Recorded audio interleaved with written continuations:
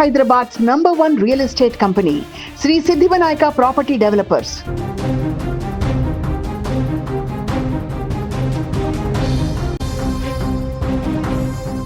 China రాజధాని బీజింగ్లో ఒక విమానం ఘోర ప్రమాదానికి గురైంది. దేశ రాజధానిలోనే అత్యంత ఎత్తైనటువంటి భవనాన్ని ఒక చిన్న విమానం ఆ భవనాన్ని ఢీకొట్టింది నేరుగా.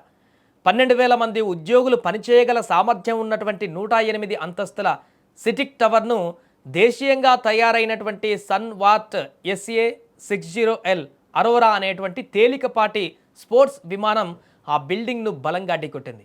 దీంతో విమానము అక్కడికక్కడే ముక్కలై కింద పడిపోయింది. ఈ ప్రమాదంలో విమానంలోని వారికి ఏం జరిగిందనే దానిపైన ఇంకా స్పష్టత రాలేదు. మరోవైపు విమానం శకలాలు కింద పడడంతో ఓ కారు అద్దాలు ధ్వంసమయ్యాయి.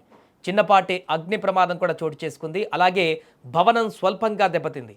కాగా ఈ ప్రమాదానికి సంబంధించిన దృశ్యాలను స్థానికులు వీడియోలు తీయగా అవి ఇప్పుడు సోషల్ మీడియాలో వైరల్గా మారాయి. దీంతో చైనా అధికారులు సోషల్ మీడియాలోని ఆ వీడియోలను ఇప్పుడు తొలగించారు. ప్రమాదానికి గురైనటువంటి విమానాన్ని స్థానిక జనరల్ ఏవియేషన్ కంపెనీ తయారు చేసింది. పైలట్ శిక్షణ, వ్యక్తిగత వినోదం, ఏరియల్ ఫోటోగ్రఫీ తదితర అవసరాలకు దీనిని వినియోగిస్తుంటారు. కాగా ఈ ఘటనపై జనరల్ ఏవియేషన్ సంస్థ కానీ చైనా ప్రభుత్వం కానీ ఎలాంటి ప్రకటన ఇప్పటివరకు చేయలేదు. ఏదేమైనా చైనా ప్రభుత్వం ఈ ఏడాది మే 1 నుంచే బీజింగ్లో డ్రోన్లు ఎగరవేయడం పైన కఠినమైనటువంటి నిషేధాన్ని విధించింది. ప్రభుత్వ ముందస్తు అనుమతి లేకుండా డ్రోన్లు ఎగరవేయడం, అద్దెకు తీసుకోవడం లేదా కొనడం నేరం.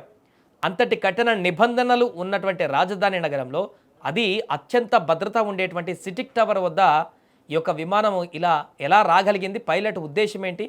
ఈ సన్వార్ట్ SA-60L అరోరా విమానాన్ని సాధారణంగా పైలట్ శిక్షణ, వ్యక్తిగత వినోదం లేదా ఏరియల్ ఫోటోగ్రఫీ కోసం వాడుతుంటారు. మరి ప్రమాద సమయంలో పైలట్ శిక్షణలో ఉన్నాడా, లేక నియంత్రణ కోల్పోయి భవనాన్ని ఢీకొట్టాడా, లేక ఉద్దేశపూర్వకంగా వచ్చి ఢీకొట్టారా అనేది మాత్రం ఇంకా క్లారిటీ లేదు. అసలు అక్కడికి రావడానికి పర్మిషన్ ఎవరిచ్చారు, ఎలా దొరికిందనేది కూడా ఇప్పుడు సస్పెన్స్గా మారింది. ప్రమాదం జరిగినటువంటి గంటలు గడుస్తున్నా ఇంతవరకు ఆ విమానాన్ని తయారు చేసిన జనరల్ ఏవియేషన్ సంస్థ కానీ చైనా ప్రభుత్వం కానీ ఎలాంటి అధికారిక ప్రకటన చేయలేదు.